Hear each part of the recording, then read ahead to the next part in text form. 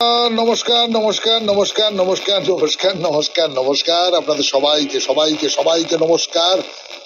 আপনাদের সবাইকে অজস্র শুভকামনা, সবাইকে স্বাগত জানাচ্ছি আজকের এই শরণাগত অনুষ্ঠানে এবং সবাইকে শুভ সকাল। শুভ সকাল, শুভ হোক আপনাদের সবাইকার, শুভ হোক।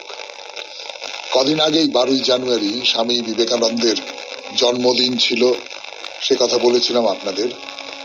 আজকে স্বামী বিবেকানন্দের জন্মতিথি। আপনারা জানেন যে ইংরেজি মাসে যেটা জন্মদিন, বাংলার তিথির সঙ্গে তা মেলেও না। আজকে তার জন্মতিথি এবং সেই উপলক্ষে তো আপনারা বুঝতেই পারছেন যে বেলুড় মঠে এবং রামকৃষ্ণ মিশনে বা অন্যান্য জায়গায়, নানান জায়গায় স্বামী বিবেকানন্দের বিষয় নিয়ে নানান আলোচনা হবে, পূজা হবে, নানান অনুষ্ঠান হবে।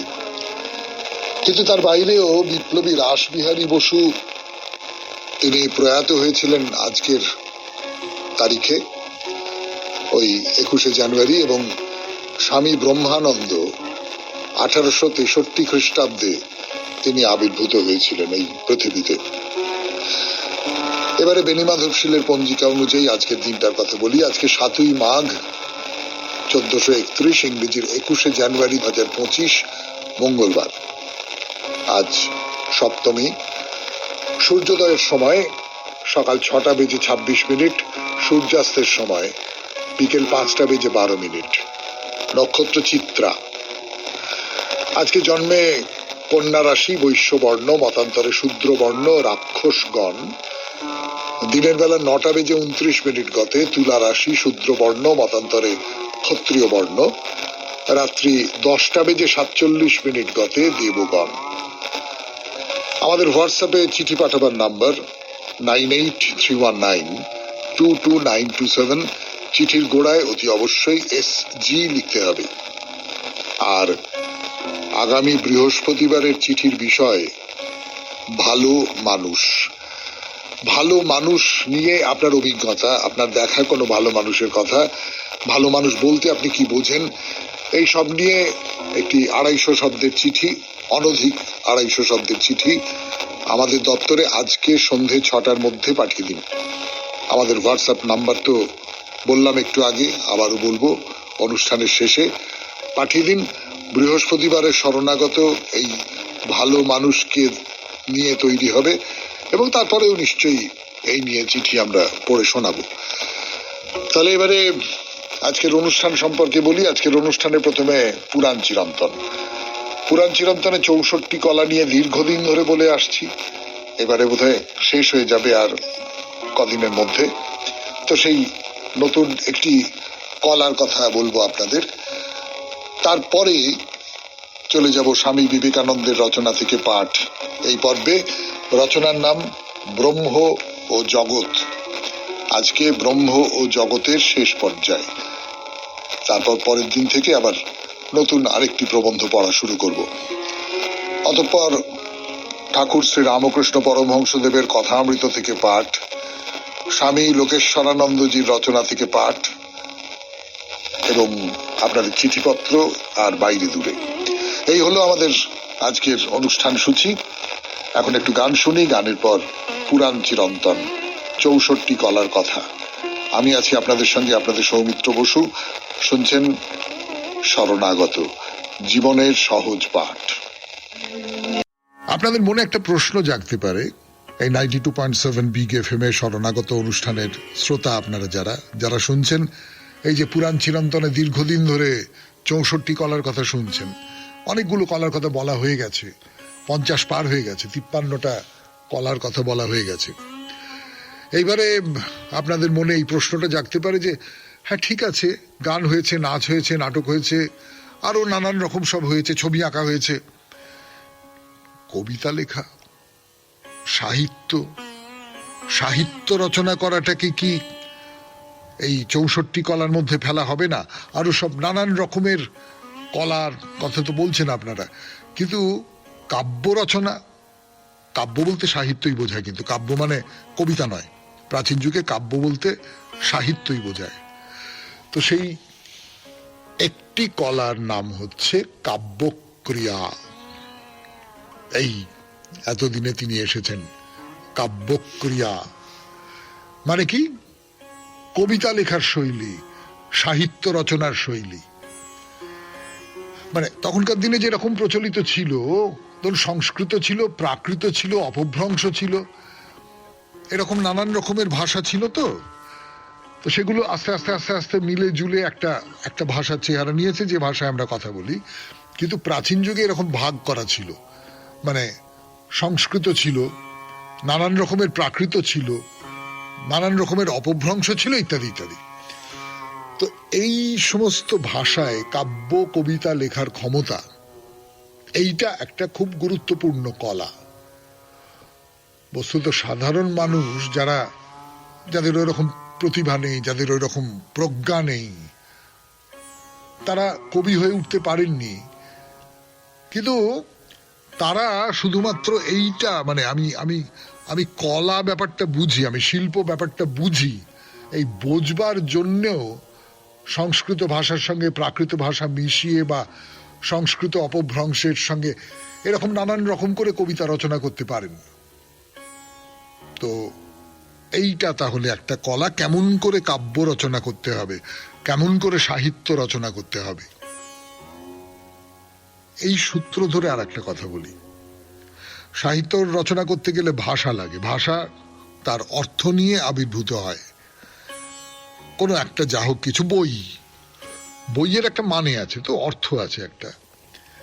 এবারে পরের যে কলাটির কথা বলছি সেটি হচ্ছে অভিধান ও কোষ ছন্দ বিজ্ঞান। অভিধান ও কোষ ছন্দ বিজ্ঞানের মানে কি?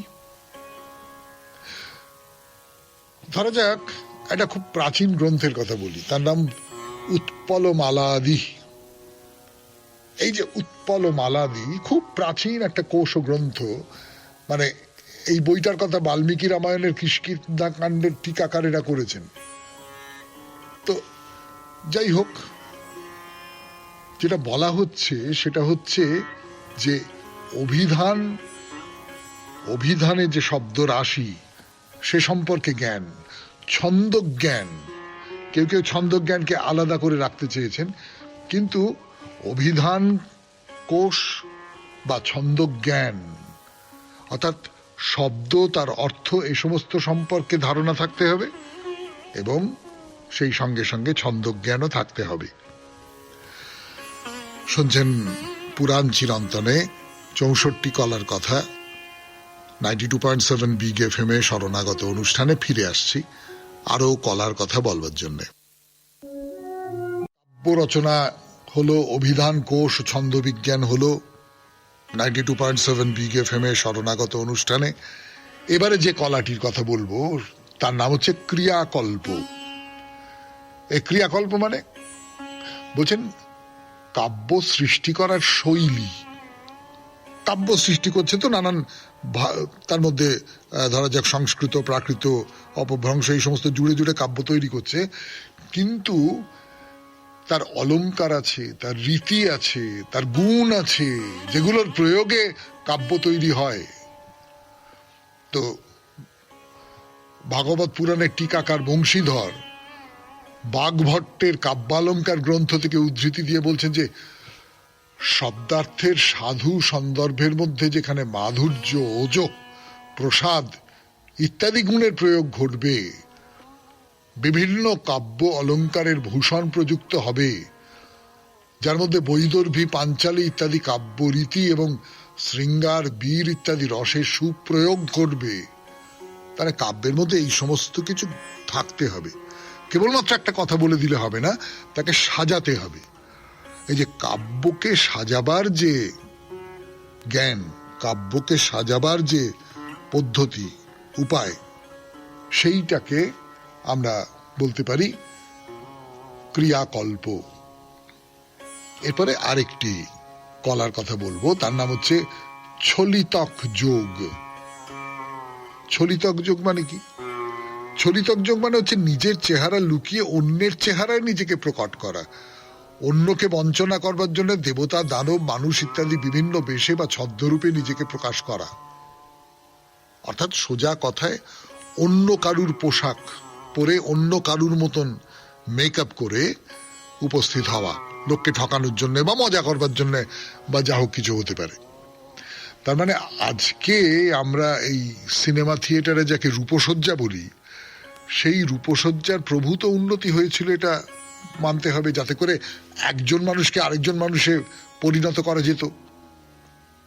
তাকেও একটি কলা বলা হচ্ছে। সে তো কলা নিশ্চয়ই, যারা মেকআপ আর্টিস্ট তারা তো একটা বিশেষ কলায় পারদর্শিতা অর্জন করেছেন বলেই। তাহলে শেষ করি আজকের মতো পুরাণ চিরন্তন 92.7 বিগ এফএম এ শরণাগত অনুষ্ঠানে। গানের পর স্বামী বিবেকানন্দের রচনা থেকে পাঠ। রচনার নাম ব্রহ্ম ও জগৎ।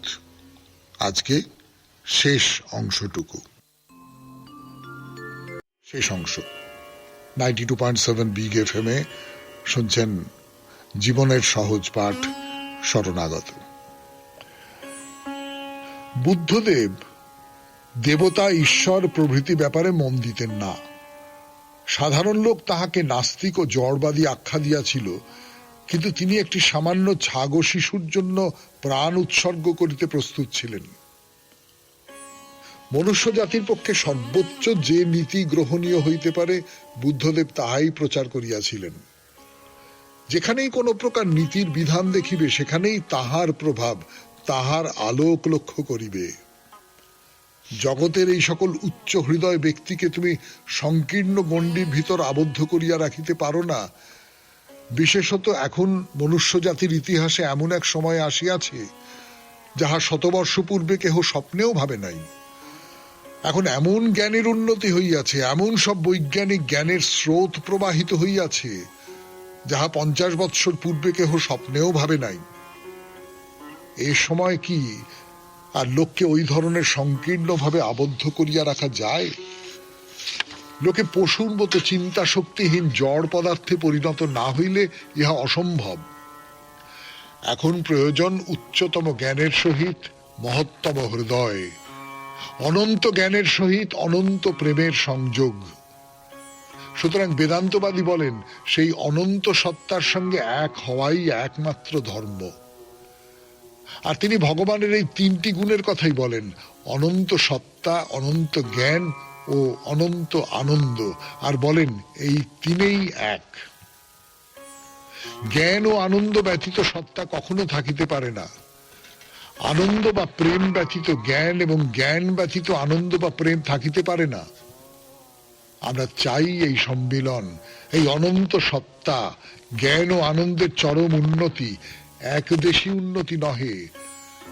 আমরা চাই সকল বিষয়ের সমভাবে উন্নতি। শঙ্করের মেধার সহিত বুদ্ধের হৃদয় লাভ করা সম্ভব। আশা করি আমরা সকলেই সেই লক্ষ্যে পৌঁছিতে প্রাণপণ চেষ্টা করিব। শুনলেন স্বামী বিবেকানন্দের রচনা থেকে পাঠ 92.7 বিগ এফএম এ শরণাগত অনুষ্ঠানে। এরপর কথামৃত। আমি আছি আপনাদের সঙ্গে, আপনাদের সৌমিত্র বসু। গান শেষ, কথা শুরু। 92.7 বিগ এফএম এ শরণাগত অনুষ্ঠান শুনছেন। আমি আছি আপনাদের সঙ্গে, আপনাদের সৌমিত্র বসু। এখন কথামৃত। ঠাকুর শ্রী রামকৃষ্ণ পরমহংসদেবের কথামৃত থেকে পড়ে শোনাচ্ছি আপনাদের। অনেকগুলো প্রশ্ন উঠছে, ঠাকুর তার মতন করে তার উত্তর দিচ্ছেন। এই উত্তরগুলো ঠাকুরের উত্তর, কিন্তু এই উত্তরগুলো পড়তে পড়তে বা আপনারা শুনতে শুনতে এরকম হয়তো ভাবছেন যে ঠাকুর কিন্তু সেই অর্থে প্রাতিষ্ঠানিক পড়াশোনার অর্থে একেবারেই অশিক্ষিত, মানে পাঠশালা পালানো ছেলে। কিন্তু কেমন করে যেন তার ভেতরে নানাবিধ জ্ঞান, শাস্ত্রের জ্ঞান, সেই সমস্তগুলো জমা হয়েছে। সেটা অন্যের মুখে শুনে শুনে হতে পারে, সেটা জীবন থেকে রস গ্রহণ করে হতে পারে, নানান রকম করে হতে পারে, আমি জানি না কিভাবে। তাই একজন ভক্ত ঠাকুরকে জিজ্ঞেস করছেন যে আচ্ছা, ঈশ্বরকে কি রূপে লাভ হয়? এটা তো একেবারে প্রাথমিক প্রশ্ন একটা, যাকে বলতে পারি যে আমি কেমন করে ঈশ্বরকে পাবো, কিভাবে পেতে পারি আমি? ঠাকুর খুব সোজা একটা উত্তর দিচ্ছেন, বলছেন ওই ভক্তির দ্বারা। তবে তার কাছে জোর করতে হয়। দেখা দিবি না তো গলায় ছুরি দেব, এর নাম ভক্তির তমহ। এটা কিন্তু ঠাকুর করেছিলেন, মাকে বলেছিলেন। তখন দক্ষিণেশ্বরে তিনি মাকে বলেছিলেন যে আমায় দেখা দে, দেখা দে বলছি, দেখা দে, তা না হলে এই এই তোর খাঁড়া নিয়ে আমি গলায় বসিয়ে দিলাম। তখন মা তাকে দেখা দিয়েছিলেন। অর্থাৎ এতটাই ব্যাকুলতা যাতে করে আমি আমার প্রাণ দিয়ে দিতে পারি। প্রাণ দেওয়া মানে কি? প্রাণ দেওয়া মানে এই যে মায়ার সংসার, যে মায়ার সংসারে আমরা জড়িত হয়ে আছি, যে মায়ার সংসারের মধ্যে কামিনী আছে, কাঞ্চন আছে, আমার নানান রকম ক্ষমতা আছে, নানান রকম কিছু পাওয়ার আছে, রূপ রস গন্ধ আছে, এই সমস্ত কিছু দিয়ে এই যে আমার আমার আমার বেঁচে থাকা, আপনার বেঁচে থাকা, আমাদের সবাইকার বেঁচে থাকা, এইটাকে আমি মুহূর্তের মধ্যে অন্ধকার করে দিতে পারি যদি তুমি আমাকে দেখা না দাও। এই যে ত্যাগটা, এটা তো সর্বোত্তম ত্যাগ। মানে যে মানুষটা বেঁচে আছে, এই পৃথিবীতে বেঁচে আছে, তার কাছে এটা সর্বোত্তম ত্যাগ। তো জোর করতে হবে। এই তো ঠাকুরের কথা আছে যে মা এমনি সখীদের সঙ্গে গপ্প টপ্প করছে, বাচ্চাকে চুষি কাঠি দিয়ে বসিয়ে রেখে দিয়েছে। কিন্তু বাচ্চা হঠাৎ চুষি কাঠি ফেলে যখন চিৎকার করে কাঁদতে আরম্ভ করলো, তখন মা বলল যে না ভাই, আর গপ্প করা যাবে না, এবার দেখি, বলে অতিষ্ঠ করতে হবে। অতিষ্ঠ না করলে কোনো কিছুই হয় না। আপনি যাকে পেতে চাইছেন তাকে অতিষ্ঠ করে আপনাকে পেতে হবে। তাই প্রশ্ন করছেন যে ঈশ্বরকে কি দেখা যায়? তো ঠাকুর বলছেন হ্যাঁ, অবশ্য দেখা যায়। নিরাকার সাকার দুই দেখা যায়। সাকার চিন্ময় রূপ দর্শন হয়, আবার সাকার মানুষ, তাতেও তিনি প্রত্যক্ষ। অবতারকে দেখাও যা, ঈশ্বরকে দেখাও তা। ঈশ্বরই যুগে যুগে মানুষ রূপে অবতীর্ণ হন। তাহলে অবতারকে দেখাও যা, ঈশ্বরকে দেখাও তাই। তার কারণ ঈশ্বর অবতারের মধ্যেই আছেন। তাহলে ঠাকুর শ্রী রামকৃষ্ণ পরমহংসদেবকে দেখাও যা, আর ঈশ্বরকে দেখাও তাই। চৈতন্যদেবকে দেখাও যা, ঈশ্বরকে দেখাও তাই। তাই তো দাঁড়ালো। শুনছেন কথামৃত থেকে পাঠ 92.7 বিগ এফএম এ শরণাগত অনুষ্ঠানে। একটু গান শুনবো, তারপরে আবার ফিরে আসবো কথামৃতে। প্রশ্ন করছেন অনেকে ঠাকুরকে, প্রশ্ন এবং ঠাকুরের উত্তর, সে কথা বলি আপনাদের 92.7 বিগ এফএম এ শরণাগত অনুষ্ঠানে। যেমন ব্রাহ্ম ভক্তরা ঠাকুরকে মাঝে মাঝে প্রশ্ন করছেন যে আচ্ছা উপায় কি? উপায় কি? সাধারণভাবে আমরা উপায় বলতে কি বুঝি? যে পথ ধরে গিয়ে আমার কার্যসিদ্ধি হবে, তাই তো? সেটাই তো উপায়। ঠাকুর কি বলছেন? উপায় হলো অনুরাগ, অর্থাৎ তাকে ভালোবাসো আর প্রার্থনা। এই কথাটার সূত্র ধরে আমার একটা কথা মনে হচ্ছে, আমি আপনাদের সামনে বলেই ফেলি। সেটা হচ্ছে, ধরুন আমি কোনো একটা কিছু পেতে চাই, আমি আমি আমি কোনো একটা বিদ্যা অর্জন করতে চাই, আমি আমি কোনো একটা বিষয় নিয়ে গবেষণা করছি, করতে করতে করতে করতে আমি একটা চূড়ান্ত জায়গায় পৌঁছতে চাই। উপায় কি? নানান জনে নানান কথা বলতে পারেন, কিন্তু আমার নিজের যেটা মনে হয় সেটা হচ্ছে শেষ পর্যন্ত কিন্তু ওই অনুরাগ। আমি যাকে আবিষ্কার করতে চাইছি তাকে ভালোবাসা আর প্রার্থনা করা। প্রার্থনা করা মানে কেবলমাত্র এটা হোক, এটা হোক, ঠাকুর দয়া করো, ঠাকুর দয়া করো, ঠাকুর দয়া করো, এইটাই হয়তো বলা হচ্ছে না, বোঝানো হচ্ছে না। প্রার্থনা মানে কায়ে মনোবাক্যে তার মধ্যে নিজেকে নিবিষ্ট করে ফেলা। এটা ঈশ্বরের ক্ষেত্রে সত্যি, যে কোনো বড় জিনিস পাবার ক্ষেত্রে কিন্তু এইটা সত্যি। তো ভক্ত যিনি প্রশ্ন করছেন তিনি বলছেন অনুরাগ না প্রার্থনা? তো ঠাকুর বলছেন অনুরাগ আগে, পরে প্রার্থনা। অর্থাৎ আগে ভালোবাসতে হবে। ভালোবেসে তুমি যদি প্রার্থনা করো, ভালোবেসে তুমি যদি তাকে চাও, ভালোবেসে তুমি যদি তাকে আকাঙ্ক্ষা করো, তাহলে সেটা সত্যিকারের আকাঙ্ক্ষা। আর আমি কোনো ভালো না বেসে আমি যদি আকাঙ্ক্ষা করি, তাহলে সেটা এক ধরনের মোহ। মোহ তো নয়, মোহর কথা বলছেন না তো ঠাকুর।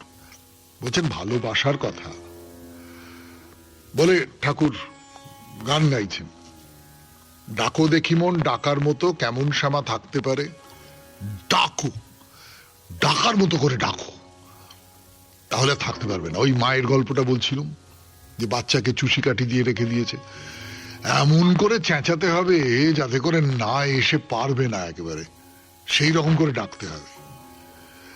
এই যে তপস্যা করা হয়, তপস্যার ফলে দেবতারা নেমে আসেন, ব্রহ্মা বিষ্ণু মহেশ্বর সব নেমে আসেন, নেমে এসে বর দেন। এই তপস্যাটা কি? কায়ে মনোবাক্যে তাকে ডাকা, তাতে করে তপ্ত হয়ে ওঠে চারপাশ, তখন তাকে আসতে হয়। এই রকম করে ডাকো। শুনলেন কথামৃত থেকে পাঠ 92.7 বিগ এফএম এ শরণাগত অনুষ্ঠানে। এখন গান, গানের পর স্বামী লোকেশ্বরানন্দের রচনা থেকে পড়ে শোনাবো। রচনার নাম ধর্ম পরিবর্তন। ধর্ম পরিবর্তন 92.7 বিগ এফএম এ শরণাগত অনুষ্ঠান শুনছেন। আমি আছি আপনাদের সঙ্গে, আপনাদের সৌমিত্র বসু। স্বামী লোকেশ্বরানন্দের রচনা ধর্ম পরিবর্তন। সিদ্ধান্ত নেওয়ার স্বাধীনতা সকলের আছে, এই সত্যটি যদি আদর্শ বলে গৃহীত হয়, তাহলে কেউ তার ধর্ম পরিবর্তন করতে চাইলে হইচই করার কিছু নেই। পিতা পিতামহের ধর্ম যদি তাকে তৃপ্তি না দেয়, যদি তিনি মনে করেন অন্য কোনো ধর্ম তার অতৃপ্তি দূর করবে, তাহলে কার কি আপত্তি থাকতে পারে? ধর্ম সম্পূর্ণ ব্যক্তিগত ব্যাপার। এটি এতই গোপনীয় ও গুরুত্বপূর্ণ বিষয় যে সব দিক বিচার করে তবেই গ্রহণ বা বর্জন করা উচিত। জন্ম থেকে যে ধর্মের মধ্যে তিনি বড় হয়েছেন, পূর্বপুরুষদের কাছ থেকে পাওয়া সেই ধর্ম তিনি যদি পরিত্যাগ করতে চান, তো বুঝতে হবে অনেক ভেবেচিন্তে তবেই তিনি ওই সিদ্ধান্ত নিয়েছেন, উত্তেজনা বা ভাবাবেগের বশে নয়। এটাও ধরে নিতে হবে জন্মসূত্রে পাওয়া ধর্ম বহু বছর নিষ্ঠার সঙ্গে পালন করেও তিনি শান্তি পাননি, তার মনের আশা পূর্ণ হয়নি। নিতান্ত দুঃখের সঙ্গে তাই তিনি ধর্ম পরিবর্তন করতে চাইছেন।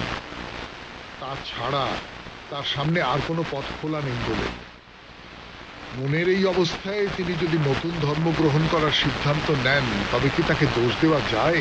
বলা চলে তিনি ভুল করছেন। দোষারোপ না করে এরকম অবস্থায় তার সৎসাহসের প্রশংসাই কি করা উচিত নয়? সত্যি কথা বলতে কি, তার পুরনো ধর্মের দোষ ত্রুটি চোখে পড়ার পর তিনি যদি এরকম একটি সিদ্ধান্ত না নিতেন, তাহলেই সেটা কাপুরুষের কাজ হতো।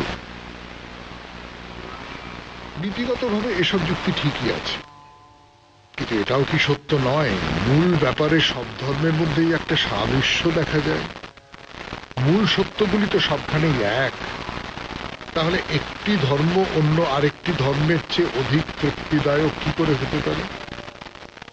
সব ধর্মই তার অনুগামীদের বলে ঈশ্বরকে ভালোবাসো, ঈশ্বরের বার্তাবহ মহাপুরুষদের আদর্শ জীবনে ফুটিয়ে তোলো, মানুষের সেবা করো, সৎ ও নম্র হও, ইত্যাদি ইত্যাদি। প্রকৃতপক্ষে এক ধর্মের সঙ্গে আরেকটি ধর্মের এত মিল যে এক ধর্ম ছেড়ে আরেক ধর্মে যাওয়ার কোনো প্রয়োজনই হয় না, যদি অবশ্য ধর্ম যা দিতে পারে সেই শান্তি ব্যক্তিটির উদ্দেশ্য হয়ে থাকে। তা যদি না হয়, যদি তার অন্য ধরনের বাসনা থাকে, তবে অন্য কথা। কিন্তু আধ্যাত্মিক আনন্দ বা আধ্যাত্মিক বিকাশ ছাড়া ধর্মের কাছে মানুষের আর অন্য কি প্রত্যাশা থাকতে পারে? দুঃখের বিষয়ে বৈষয়িক লাভ এবং সামাজিক সুযোগ সুবিধার জন্য অনেকে ধর্মের আশ্রয় নেন। যদি এমন কোন সম্প্রদায় থাকে যাদের হাতে প্রচুর অর্থ আছে এবং তারা সেই অর্থ নানা সুযোগ সুবিধার লোভ দেখিয়ে সাধারণ মানুষকে দলে টেনে নিজেদের ধর্মবিশ্বাসকে পুষ্ট করতে চান, এরকম চেষ্টা মোটেই অসম্ভব নয়, বিশেষত যখন তারা জানেন এমন বহু মানুষ আছেন যাদের কাছে আধ্যাত্মিক উৎকর্ষ লাভের চাইতেও বৈষয়িক লাভের মূল্যই বেশি। এ ধরনের মানুষকে লোভ দেখিয়ে ধর্মান্তরিত করার অপচেষ্টা সর্বতভাবে নিন্দার্হ। সেই সঙ্গে যারা সজ্ঞানে সেই লোভের শিকার হন, তারাও কিছু প্রশংসার যোগ্য নন। কিন্তু কোন ধর্ম যদি তার অনুগামীদের দুর্দশার প্রতি উদাসীন হয়, তাহলে হিন্দু ধর্মের কথাই ধরা যাক। এই ধর্মে কিছু মানুষ চিরদিনই নিপীড়িত, তাদের সাধারণ মানবিক অধিকারগুলি থেকেও বঞ্চিত রাখা হয়। এ ধরনের নিগৃহীত মানুষ যদি এমন ধর্ম গ্রহণ করেন যেখানে তাদের মর্যাদা সুরক্ষিত ও অক্ষুণ্ণ থাকবে, তাহলে কি তাদের দোষ দেওয়া যায়? কোনো না কোনো ধরনের জাতি বৈষম্য সর্বত্রই আছে, কিন্তু হিন্দু ধর্মে তা যেভাবে চোখে পড়ে তা সত্যি অমানুষিক ও বিভৎস। জাতপাত বস্তুত একটা সামাজিক ব্যাপার, ধর্মের সঙ্গে তার প্রত্যক্ষ কোনো সম্বন্ধ নেই। অন্যান্য ধর্মের মতো হিন্দু ধর্মেরও দেওয়ার কিছু আছে, হয়তো অনেক বেশি দেওয়ার আছে, কিন্তু এ যাবৎ মানুষের সামাজিক উন্নয়নের জন্য তার উদ্বেগ ও চিন্তা ভাবনা খুবই সীমিত ছিল। এবার সেই চিন্তা ভাবনাকে প্রসারিত করে মানুষের প্রতি সহানুভূতিকে বাস্তব করে তুলতে হবে।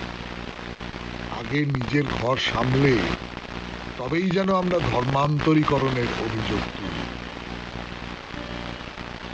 শুনলেন স্বামী লোকেশ্বরানন্দের রচনা থেকে পাঠ। 92.7 বিগ এফএমে শরণাগত অনুষ্ঠান শুনছেন। গানের পরে আপনাদের চিঠি পত্র। শেষ কথা শুরু 92.7 বিগ এফএমে শরণাগত অনুষ্ঠানে। আমি আছি আপনাদের সঙ্গে, আপনাদের সৌমিত্র বসু। এবারে চিঠিপত্র। আজকের চিঠিটি লিখেছেন বিমল কুমার বন্দ্যোপাধ্যায়, হরিপাল, হুগলি থেকে। বিষয় ওই শুভ বনাম হ্যাপি। মাননীয় সৌমিত্রবাবু, সর্বপ্রথম আপনি আমার প্রণাম গ্রহণ করিবেন ও বিগ এফএম কলাকুশলীদের এবং শ্রোতা বন্ধুদের আমার আন্তরিক শুভেচ্ছা। আজ 9/1/25 শুভ বনাম হ্যাপি বিভিন্ন শ্রোতা বন্ধুদের আলোচনা শুনলাম। ভালোই লাগছিল, কিন্তু একে অপরের বক্তব্যে মিল খুঁজে পেলাম না। প্রায় প্রতিটি বক্তব্য আলাদা। 2 ঘন্টার আলোচনা থেকে যে বুঝতে পারলাম, শুভ অর্থের ব্যবহারের ক্ষেত্রে যে আন্তরিক ভাব প্রকাশ পায় বা ব্যবহার হয়ে থাকে, সেটা হ্যাপির ক্ষেত্রে প্রযোজ্য নয়। হ্যাপি একটি তাৎক্ষণিক ঘটনার বিবরণ প্রকাশ পায়। যাই হোক, আপনার নতুন নতুন চিন্তা ভাবনা সত্যি আমাদের মতো শ্রোতা বন্ধুদের ভাবিয়ে তোলে। আপনার এই নিত্য নতুন আলোচনার বিষয়ের জন্য অশেষ অশেষ ধন্যবাদ এবং শ্রোতাদের কাছে সত্যি ধন্যবাদ যোগ্য। সুস্থ থাকবেন, যাতে আমরাও বিগ এফএম এর নিত্য নতুন আলোচনায় মগ্ন থাকি, এই আশায় রহিলাম। ধন্যবাদ আনতে। ইতি বিমল কুমার বন্দ্যোপাধ্যায়, হরিপাল, হুগলি। বিমল বাবু, আমি 2টো কথা বলবো আপনার চিঠির পরিপ্রেক্ষিতে। প্রথম কথা হলো যে আপনার মনে হয়েছে যে সকলেই এই শুভ বনাম হ্যাপি এই নিয়ে একই রকম কথা বলছেন না, নানান রকমের কথা বলছেন। বস্তুত সেইটাই আমার ভালো লেগেছে। এই যে শুভ বলতে কি বোঝায় সেটা এক একজন এক এক রকম করে দেখেন। হ্যাপি বলতে কি বোঝায়, সুখ বলতে কি বোঝায়, সেটা এক একজন এক এক রকম করে দেখেন। এইটা আমার নিজের খুব ভালো লেগেছে এবং আপনিও সেটা করেছেন। এই যে সমস্ত আলাদা আলাদা বিচ্ছিন্ন ছড়ানো হয়তো খানিকটা পরস্পর বিপরীত মত, সেইগুলো কোথাও একটা জায়গায় জড়ো হচ্ছে, একটা জায়গায় সম্মিলিত হচ্ছে এবং সেই সম্মিলিত হওয়ার ফলে আপনার এরকম মনে হচ্ছে যে এরা শুভ বলতে সাধারণভাবে এইটা বুঝেছেন এবং হ্যাপি বলতে সাধারণভাবে এইটা বুঝেছেন।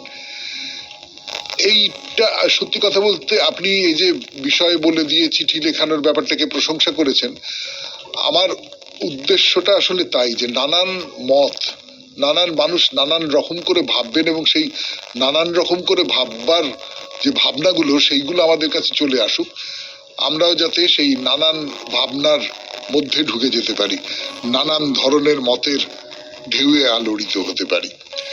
যাই হোক, আপনাকে চিঠির জন্য অসংখ্য ধন্যবাদ বিমল বাবু। এবার তাহলে বাইরে দূরে 92.7 বিগ এফএম এ শরণাগত অনুষ্ঠান শুনছেন। এখন আমরা গুজরাটের ভারুচে সেখানকার নর্মদা মন্দির দেখব। ফিরে আসছি গানের পর। যে কথা বলছিলাম যে আমাদের গোটা দেশে যে 7টা নদীকে পবিত্র বলে মনে করা হয়, সপ্ত নদী, তাদের মধ্যে নর্মদা অন্যতম। এই নর্মদার পাশেই ভারুচ নগরীতে নর্মদা দেবীর মন্দির। নর্মদা দেবী শাক্ত দেবী। কিন্তু আমার এই মন্দিরের কথাটা বলতে ইচ্ছে করলো এই কারণে যে দুর্গা বলুন, মহামায়া বলুন, লক্ষ্মী, সরস্বতী এইরকম নন, একজন নদীকে দেবী হিসেবে পুজো করা হয় এবং তার মন্দির, সেই মন্দির নিয়ে দুটো চারটে কথা একটু বলতে ইচ্ছে করলো। তা না হলে এই নর্মদা দেবীর মন্দির যে গুজরাটের সবচেয়ে জনপ্রিয় মন্দির এইটা বোধহয় হয়তো নয়। তো যাই হোক, যেটা বলছিলাম যে নর্মদা তো একটি, তার বাইরের যে পবিত্র নদীগুলি সেগুলি হলো গঙ্গা, যমুনা, সরস্বতী, সিন্ধু, গোদাবরী, কাবেরী। তো এর বাইরে আরো নদী রয়েছে, কিন্তু এই নদীগুলোকে পবিত্র বলে মনে করা হয়।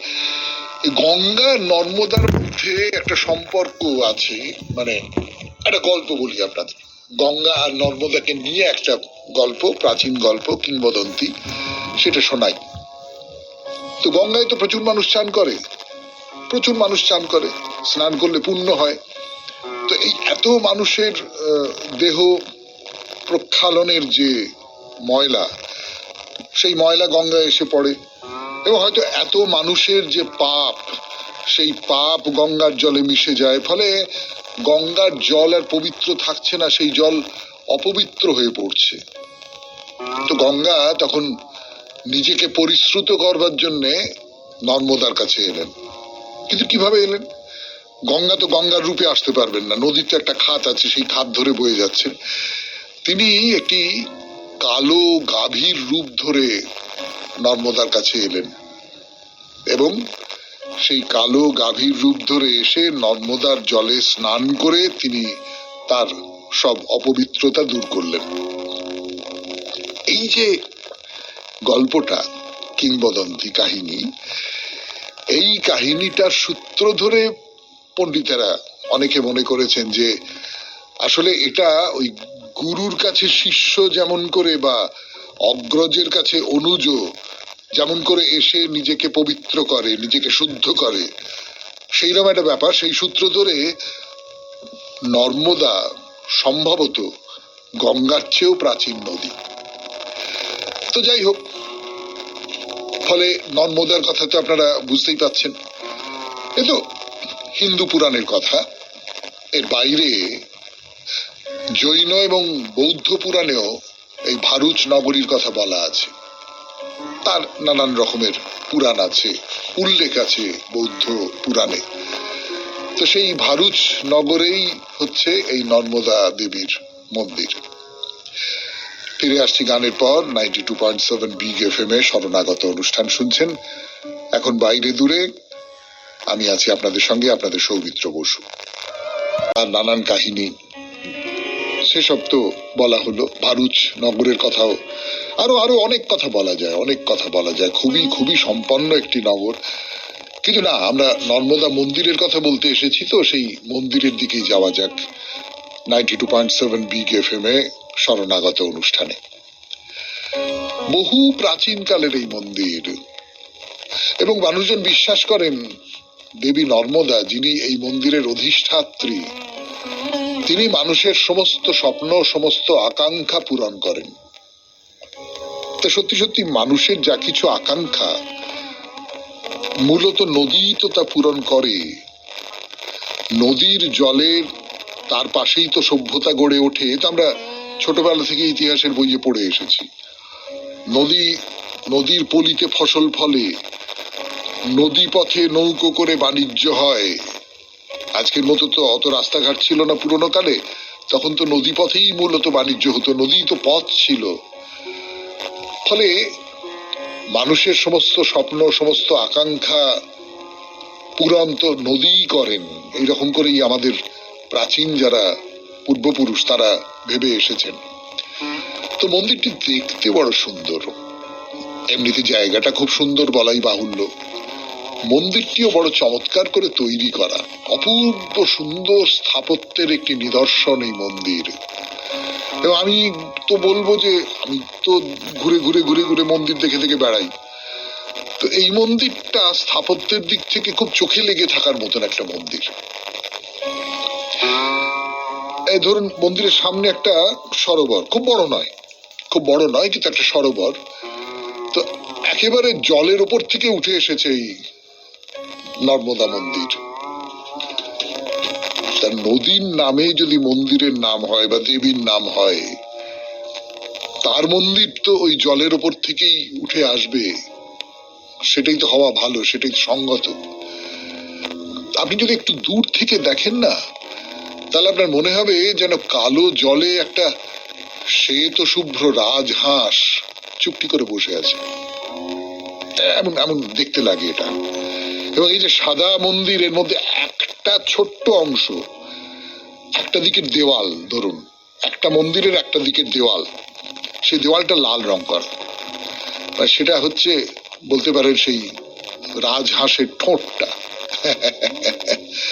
মন্দিরটা ধপধপে সাদা। এই মন্দিরের একটা অংশ জলে ডোবা, মানে জল থেকে মাথা তুলে আছে, তারপরে একটা দুটো তিনটে চারটে ছোট ছোট মন্দির, সাদা মাথার উপরে লাল রঙের পতাকা দুলছে। তারপরে মূল মন্দির, সেটাও খুব বড় নয়, একতলা, ছোটই বলা যেতে পারে। কিন্তু যেটা মুগ্ধ করে দেয় সেটা হলো এর অসাধারণ শিল্প কারুকাজ। সেই শিল্প কারুকাজের কথা আজকে আর বলবার সময় নেই। আজকের মতো শরণাগত শেষ করবার সময় হয়ে গেছে।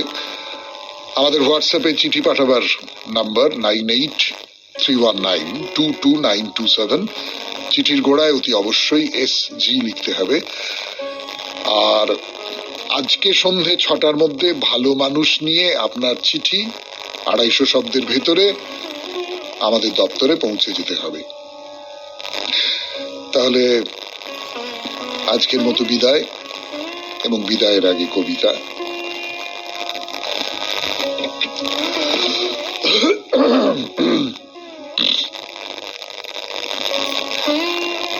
দুর্ভিক্ষ শ্রাবস্তিপুরে যবে জাগিয়া উঠিল হাহারবে, বুদ্ধ নিজ ভক্তগণে শুধালেন জনে জনে, ক্ষুধিতেরে অন্নদান সেবা তোমরা লইবে বলো কেবা।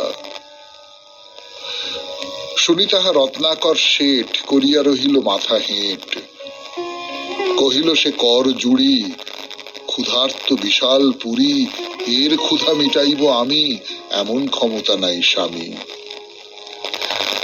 কহিল সামন্ত জয়সেন, যে আদেশ প্রভু করিছেন তাহা লইতাম শিরে, যদি মোর বুক চিরে রক্ত দিলে হতো কোনো কাজ, মোর ঘরে অন্য কোথা আজ।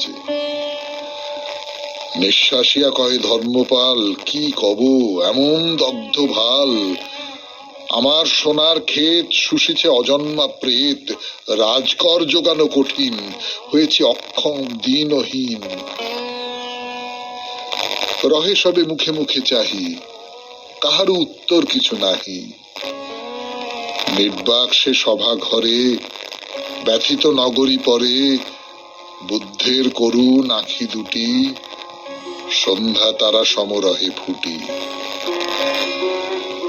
তখন উঠিল ধীরে ধীরে রক্তভাল লাজ নম্র শিরে, অনাথ পিণ্ড দস্যুতা বেদনায় অশ্রুপ্লুতা, বুদ্ধের চরণ রেণু লয়ে মধুকণ্ঠে কহিল বিনয়ে, ভিক্ষুণীর অধম সুপ্রিয়া তব আজ্ঞা লইল বহিয়া, কাঁদে যারা খাদ্যহারা আমার সন্তান তারা, নগরীরে অন্ন বিলাবার আমি আজি লইলাম ভার।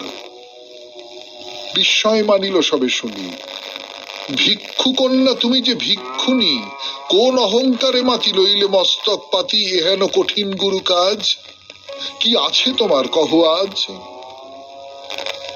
কহিল সে নমি সবা কাছে, শুধু এই ভিক্ষা পাত্র আছে, আমি দিনহীন মেয়ে অক্ষম সবার চেয়ে, তাই তোমাদের পাবো দয়া, প্রভু আজ্ঞা হইবে বিজয়া।